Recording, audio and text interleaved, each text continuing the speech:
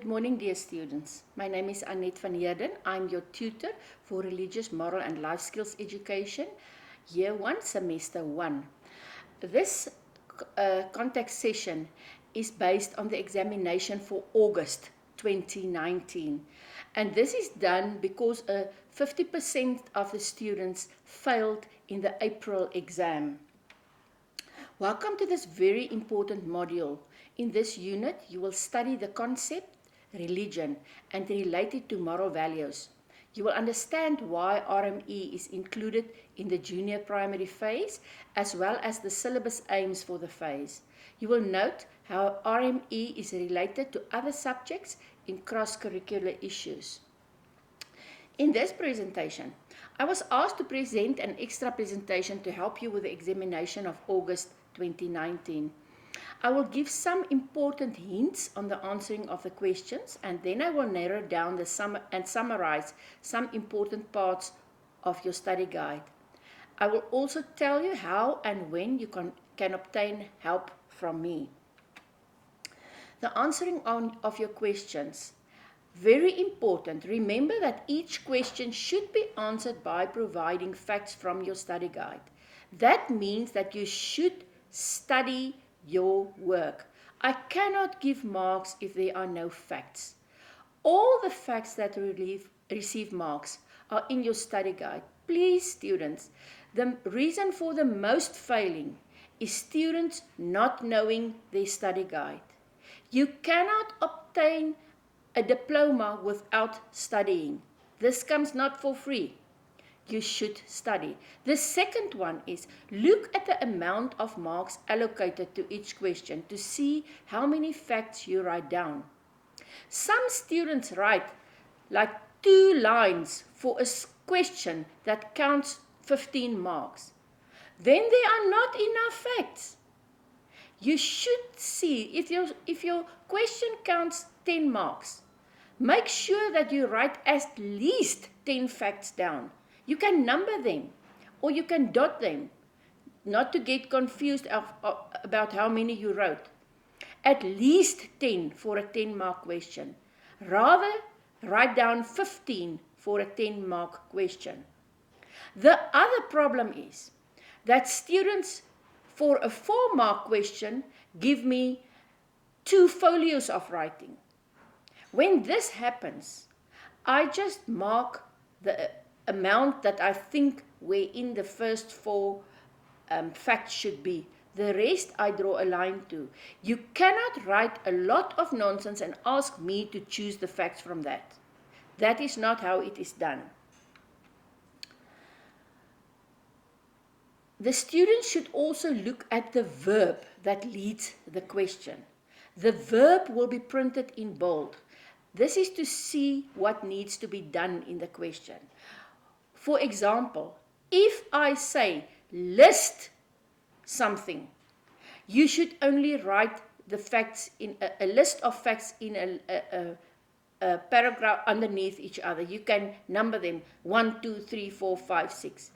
If I ask you to describe, then you should only describe that you found in the study guide. But if I ask you to discuss, you should describe and then give a short discussion of your own. If I ask you to compare, put the 2 subjects against each other and say number 1 is blue, number 2 is not blue, it is red with blue marks.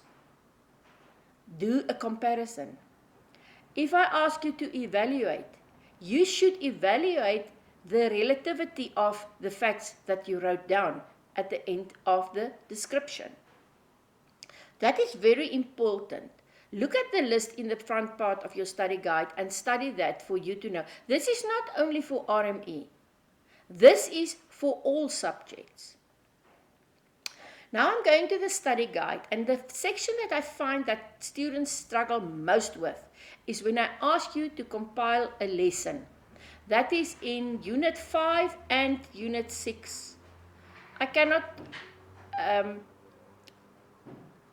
help you with all the lessons in Unit 5 and 6, but I will explain the one in Unit 6.1.2 and 3.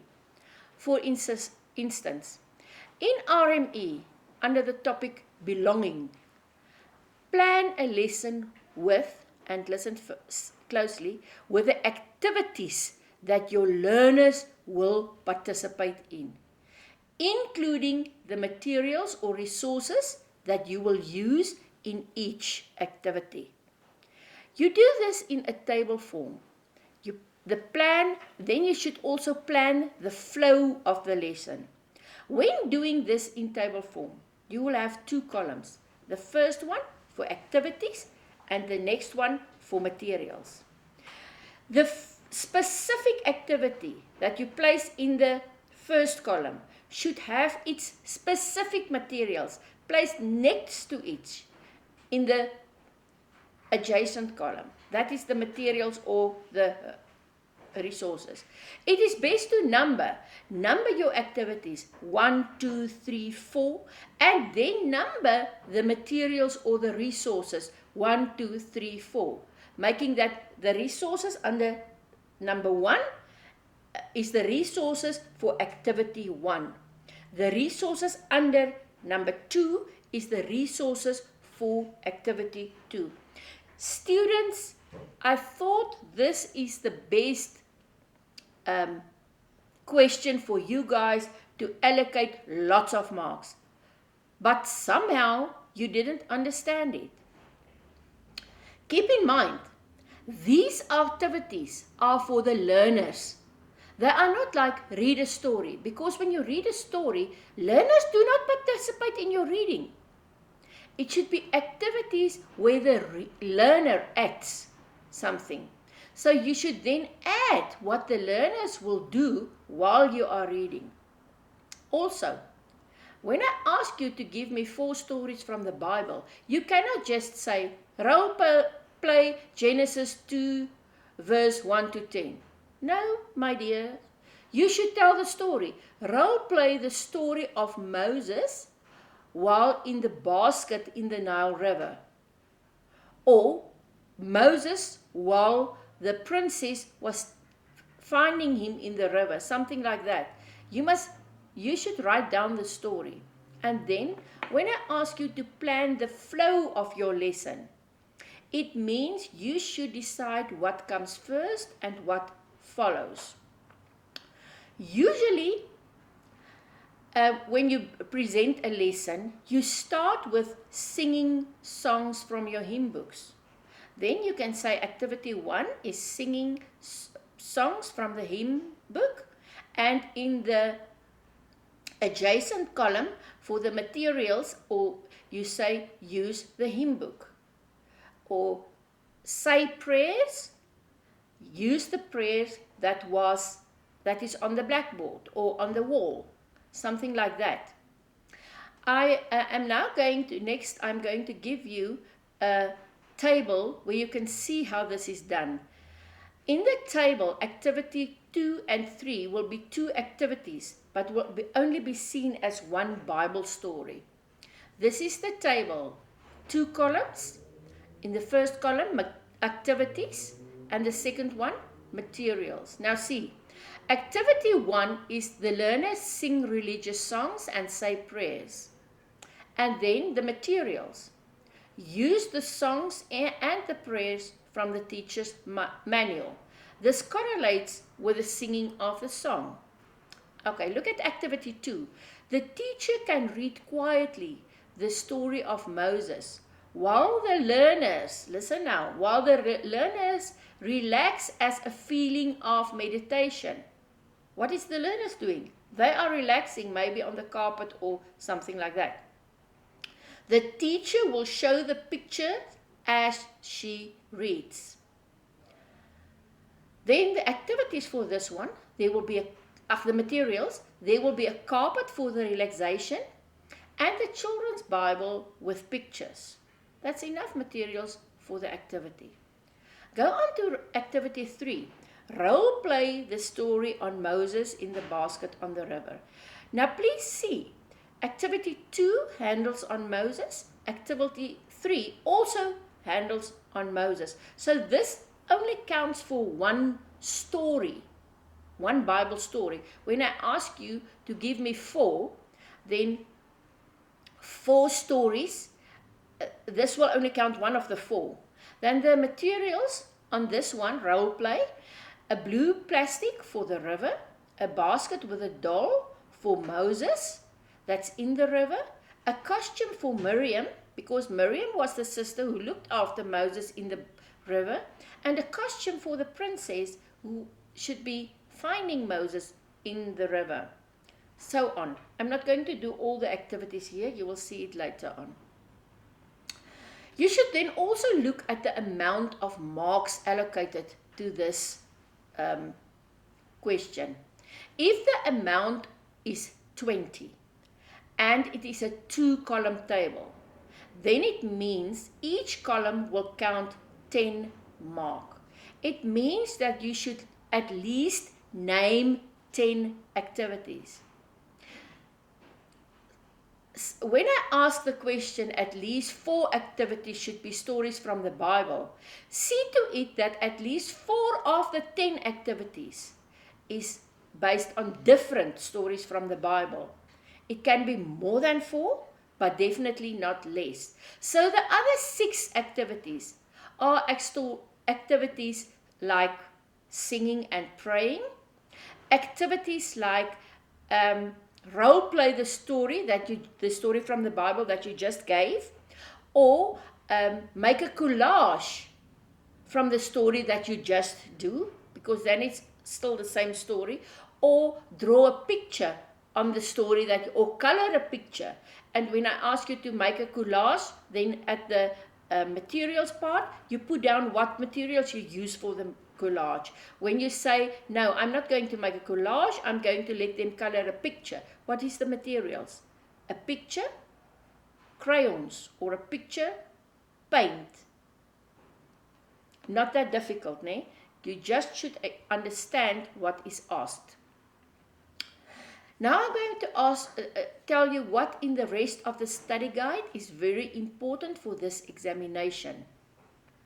In number 1.2.3, you will find a heading, Reasons for Including RME in Your Junior Primary School Curriculum in Namibia, as well as its implications that it has on teaching. You should study the reasons. So go to your study guide, look for number 1.2.3 in Unit 1, and look for the part that says, including RME in your junior primary school curriculum, and study those regions, because you will have to put it down in the examination. But look at the question again. There's a second part, as well as the implications that it has on teaching. Now you should not only write down the reasons why RME should be in the junior primary curriculum. Now you should also tell me what about RME is good in your junior primary class and what is bad in your junior primary class. Go study that. Then also in number 1.4.5, the activity 1.4.1, you will find the concept on cross-curricular teaching. Make sure you know what cross-curricular teaching means. And students, please, this is not the same as the thematic approach. Cross-curricular teaching is something else. Students usually confuse the two. It's not the same. Go study there, look in 1.4.5 and see what is the difference between the two, because you're going to have this question in your examination. In number 1.5.3, under the topic Learner-Centered Education, that's another one. That's not cross-curricular education. That's not the thematic approach. That is Learner-Centered Education. That is something else. You will find the 5 principles of Learner-Centered Education, which teachers should practice to ensure the best quality of learning. That is the heading of the topic. 1.5.3, Principles of learner-centered education which teachers should practice to ensure the best quality of teaching.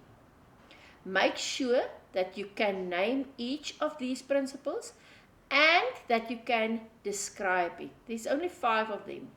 So study them, make sure you know them, make sure you know what they mean. Describe it means what are they meaning? What is the meaning of each? If I should ask you to do a critical discussion on them, then you should divide the facts in the meaning of each into a positive as well as a negative fact. Not all will have everything is positive in the learner-centered education. Some things, the effects are negative. Divide them. Look at the facts and divide them, the positive. Under each, you are going to write first principle, and then you are going to write its name, and then you are going to write positive and the positive part, negative and the negative part. And if you have a conclusion to this, give a conclusion. Then second principle, the name of the principle, the positive part, the negative part, the conclusion. Divide the amount of marks that's allocated to the whole question by the number of principles that's asked in the question. I can maybe ask you to only write down 3 of these principles, and the question counts 15. Then each principle will allocate 5 marks. If the question counts 20 and I ask you to name all 5 principles, then you should say 20 divided by 5 is 4. So at least 4 facts, positive or negative, should be in each description of the principle.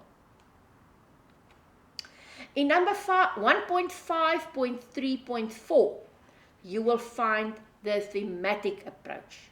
The integrated approach is just another name for thematic approach, as well as an incidental learning opportunities.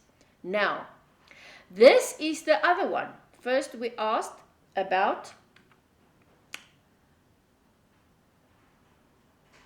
the cross-curricular, number 1.4.5. Now I asked you about the learner-centered, 1.5.3, and now it is the thematic or integrated approach, 1.5.3.4.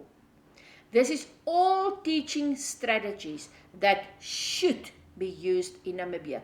So you better learn that. Take your study guide up and see what is enrolled in them, because you should do it while you are going to teach.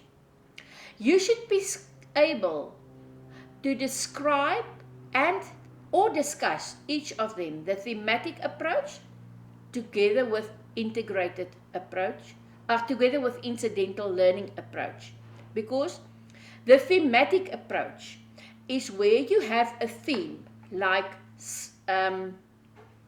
our school, and this theme, our school, goes into your RME lesson, but it also goes into your mathematics lesson, it goes into your reading lesson, it goes into your environmental studies lesson. All the subjects will handle parts of the theme, our school. And these themes are planned for the year by the Ministry of Education. The ministry will tell you, in the first 2 weeks, it is the theme myself and I. In the next 2 weeks, it is my family. In the next 2 weeks, my school. During these themes, while you are busy with a theme, something will pop up, like a learner will have its birthday. And that is what we call incidental opportunities, incidental learning opportunities. So then you stop your theme, you present a lesson on the birthday of a child, and when finished, the next day start going on with your theme. That is what incidental learning opportunities described. It can also be something like the seasons, or a public holiday, or something happens like an accident with one of the learner's parents. Anything like that that should be discussed in class is the incidental learning opportunities. Okay, these are the stuff that you should study for Unit 1. In Unit 2, go to number 2.5.6. This handles on the school rules. There's also some confusion with some students on this. Firstly, you should be able to discuss the importance of school rules in the school as well as in the classroom. In the school, you have two sets of rules. The first set is the rules for the whole school, and then the second set is the set of rules for the specific classroom. And then also in 2.5.8.1, you will find the facts on how parents can assist the school as well as the teachers in teaching the children to obey school rules. Please make sure that you see the difference between the two questions that can be asked. The first one is just discuss the importance of the rule at the school. It has nothing to do with parents. Then the second one, how will parents assist the school and the teachers? This is not something that the teachers should do. That is something that the parents should do. You find the heading in 2.5.8.1. The parents should help the children to abide by and obey the rules in the school and in the classroom by not telling them that the rules is rubbish. And there's a lot of stuff that parents can do there. Make sure that you don't get confused with the two parts, and that you study each of them for your examination. In number 2.6.4, there's a discussion on a lot of negative consequences that will occur when people will ignore values, laws, and rules. Listen carefully. In our society.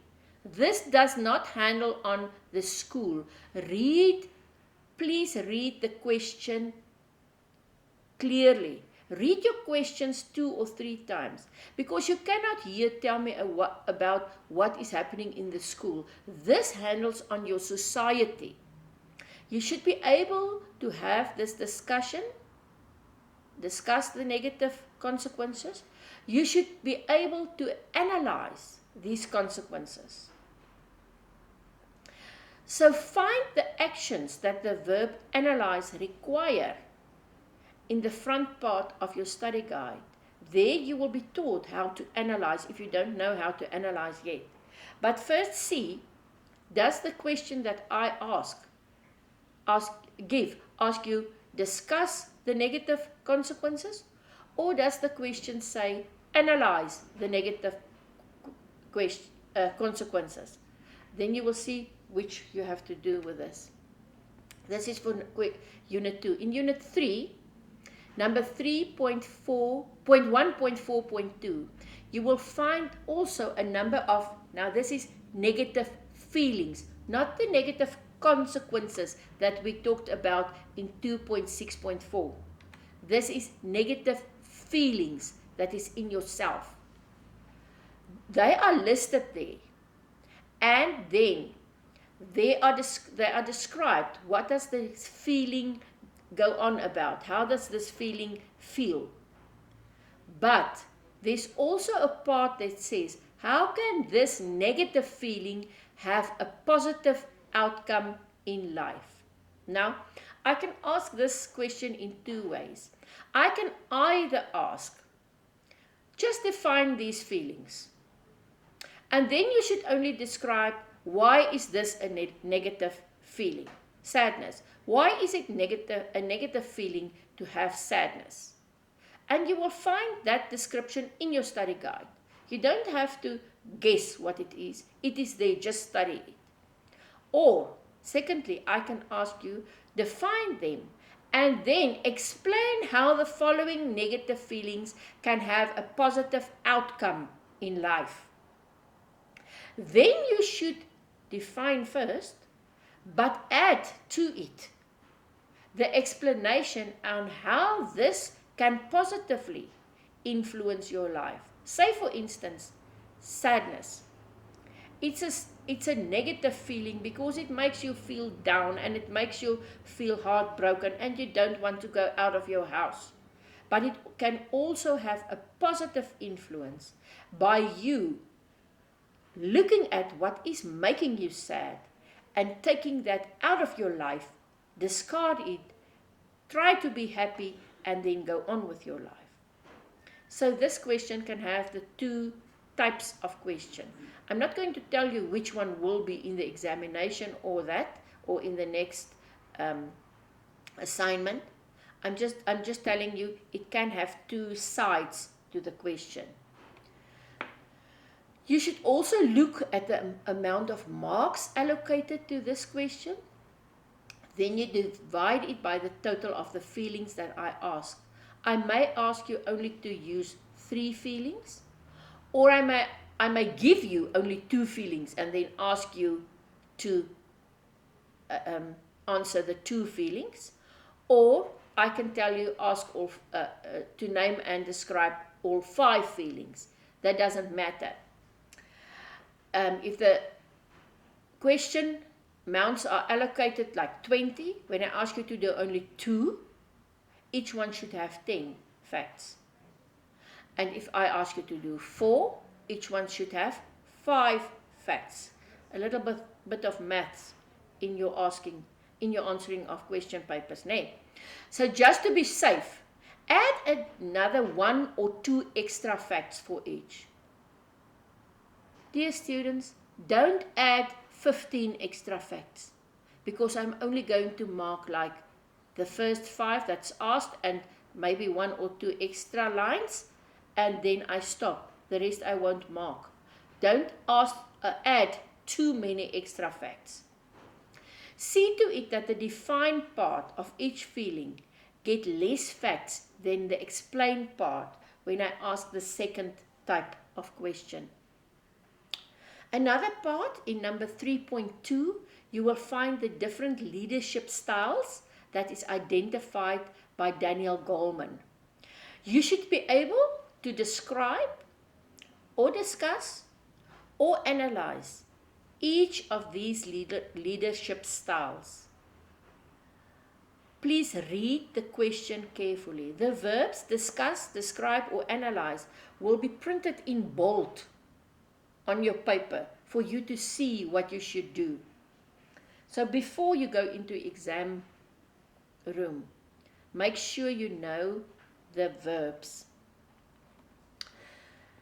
Again, look closely at the amount of marks allocated to the question and divide it by the number of styles, and then add 1 or 2 facts to each of the styles, the same as the previous one.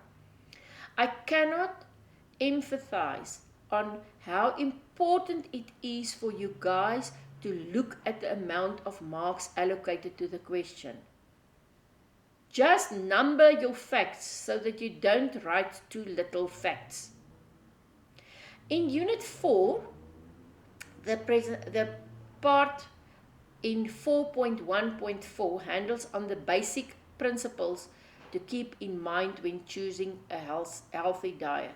Now, dear students, 9 of the 10 students, when seeing the word healthy diet, thinks that this means you should lose weight. This is not what it means. I'm not asking you to go on a diet. I'm asking you to name the healthy eating program that you have. This is not a way to lose weight. Under this heading, you should know the 5 basic food groups. It is in number 4.1.4. Study that. You should also know how to measure a moderate size portion or plate, where half the plate goes to fruit and vegetable, a quarter of the plate goes to proteins, and another quarter of the plate goes to starch. So That one you should know. Study that. It's also in 4.1.4. You should also know the meaning of moderate drinking habits. That is one of the principles that you should know. Moderate drinking habits. What does that mean? Add to this other 8 basic principles of a healthy diet. That is things like keep your portions low, do not add too much sugar, do not add too much salt. They are all named in number 4.1.4. I can ask you to make a list of each. Then you just put down the heading of each one. You just make a list. But I can also ask you to list and describe each. Then you should list each one. Like include various parts of food in your diet. And then you should list the 5 basic food groups that you should include. And then you should say moderate drinking habits. Do not drink too much alcohol or coffee, but drink 8 glasses of water each day. You should list and give a description. Again, look closely at the amount of marks and divide them carefully amongst what is asked. In number 4.3.3, you will be educated on how to manage your personal finances. Students, the name of the subject is Religious, Moral, and Life Skills Education. This has nothing to do with what you are going to teach. This is your personal finances. This is the part of life skills. That is the skill that is being taught to you as a person to use in your life. So, I can ask you to set up a budget for yourself. Then you will have to know to do that. I can ask you on ideas how to save money in from your monthly salary. And also in 4.3.6, you will be educated in the advantage and disadvantages of taking out a loan. Also on when is it proper to take out a loan, when is it good to have a loan, and when is having a loan a bad option for yourself. These are your life skills division. So go to 4.3.3, study it there. There will be questions on that. 4.8 is also on life skills, and this is on how to handle the abuse of drug and alcohol usage. In 4.8.6.2, now the drug and alcohol abuse is not only relevant on yourself. Like children in the school, they don't have personal finances. It's only you as a teacher who have the finance. So that one is only for you. But children in the school can also have a problem with abusing drugs or alcohol. So this one is also a life skill. But it's a life skill that can be relevant to your life as well as to the child's life. In number 4.8.6.2, you will find several reasons why young children will abuse drugs or alcohol. Say for instance, you get a child in your class and you see, no, my dear, this child is on something. You don't just discard the child. I'm not going to teach him, I'm going to throw him away. Chase him out of my class, something like that. You will have to find the reason why this child is doing this. And reasons for this can be studied in number 4.8.6.2. When I ask a question on this, you should be able to name the reason and describe what is going on during this reason. Make sure that you study this so that you can answer this in your examination. Now, how to use the verbs.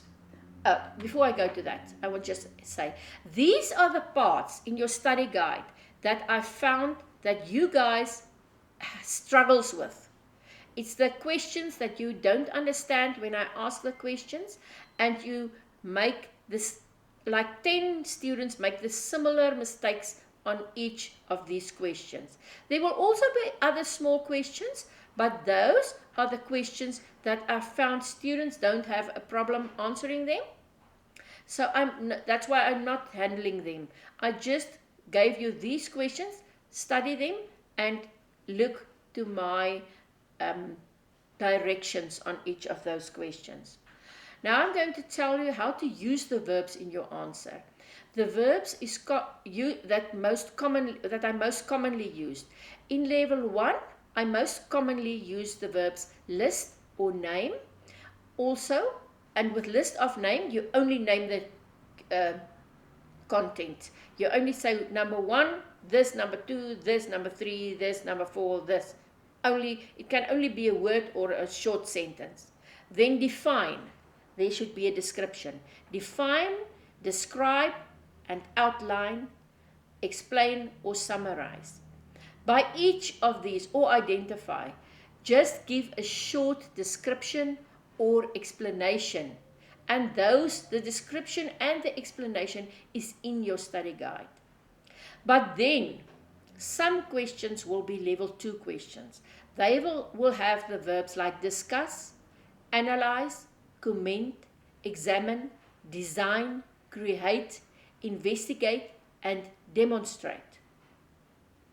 So they are verbs that will ask you to do a little bit more than just give the facts from the study guide. With these verbs, you must still use the facts from your study guide, but you cannot give only the facts, because other actions is needed, and those other actions will receive marks.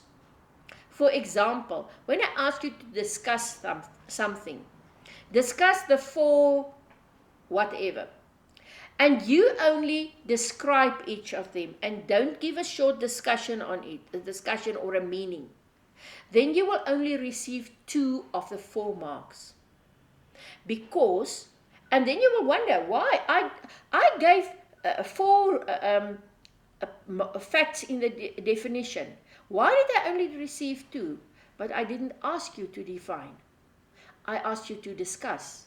So you need to define for half the marks and discuss for the other half of the marks. Is that clear?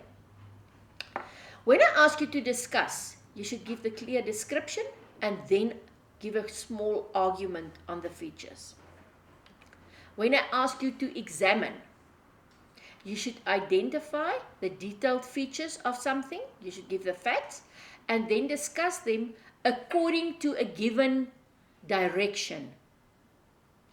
Examine means this must be, for example, the drug question. When I ask you what is the cause of people using drugs in the school, you cannot give the cause. You give the cause and say, in the school I will find this and this and this and this extra. That is your discussion. And then you can come to a conclusion. How can you help them? Use the list in your study guide to find out what you will have to do with every other verb. I only give the ones that I use most. Level 3 is evaluate. You will also give the facts, but then you will determine the value or the worth or the quality or the success of something according to the criteria that I ask. So this is a bit more of your own thinking. You should be using your skills and your knowledge on education to evaluate something. That is for level 3. Compare is also for level 3. Compare means you should indicate the similarities or resemblances and the differences of a certain phenomena regarding a particular criteria. Then you should draw a conclusion about the similarities and the differences. but you should emphasize the similarities in the two phenomena that I gave you. Very often, you can use a table to compare. I will advise you, if I ask you to compare something, draw a table with 2 columns. Put the two next to each other. First, do the similarities of them, and then write differences, and then compare the differences in each. If you are asked to compare some facts to your class, then make sure that you indicate which of these facts you have found in your class. Students, you all had a school-based session where you were in a class. You were not only there to sit and play with your cell phones, you were there to observe what is going on in a class. I will also tell you to get yourself a tutor teacher where you can go and sit in their classes and observe, write down how the teacher is doing this, what is the children doing in this instance. Because there will be questions that I ask you to compare with a classroom. Then discuss critically. This means the students should give the positive points, the negative points, and draw a conclusion. With this critical discussion, there's no option. You can just discuss. It's a must. You must give the positive discussion, the negative points, and at the end draw a conclusion. That is what you will receive your marks on. Determine means to use information that I give you to work out an answer. That's not very difficult. Distinguish, differentiate, or contrast. Describe the two phenomena or things according to the relevant criteria. This is nearly the same as compare. So you will also take a table, make 2 columns, and distinguish between the two. Make sure that you number the 2 marks. Number 1 in the first criteria and number 1 in the second criteria must correlate. Point out clearly the difference between the 2 sets. Distinguish, differentiate, and contrast is more on the differences between the twos, while compare is more on the similarities of the two. It is very important that you know what to do with all the verbs, as not knowing will cause you losing valuable marks. Student, use the numbers that I provide with each question above to find the answers in your study guide, and please study them for your examination. If you have a question you would like to ask me, it is best to email it to me and I can give you a well-constructed answer. Students, I answer all your emails. I don't leave out one of them. I promise you. Sometimes when you phone, I'm not in a place where I can have reception, or I'm driving or something like that. And then I cannot help but not answering your phone. But the emails will await me in the evening. Every evening I open my email and I answer all your questions. Also, to help you, you can send me an email and ask me for a summary about a month before your exam. Use my email address, vanheerdenfam@gmail.com. Students, I invite you to do this. Why don't you do it? Your work will be much less if you use my summary. I go to the length of doing the summary, and only 10 of the 500 students ask for the summary. Please, students, ask for the summary. It's free for you to have. You must just send me the email so that I can reply on your email with a summary. When emailing me, remember to give your course code, subject code, RMLS, because I'm also the tutor in other courses. Due to the poor cell phone reception, phoning me might not have the same positive result as an email. But when you must phone me, please adhere to the calling times. Mondays to Thursdays, from 9 in the morning, I'm retired, I'm not standing up at 8 o'clock. From 9 in the morning to 8 in the evening. And Fridays, 9 to 1. I will not answer your calls during weekends, especially not on Sundays. Please note, we tutors do not work in the IOL office. We are part-time workers and cannot help with you with any administrative problems. I can also only help you with problems concerning your subject content. I wish you the best of luck for your examination and I await your email. Have a nice study session. Goodbye.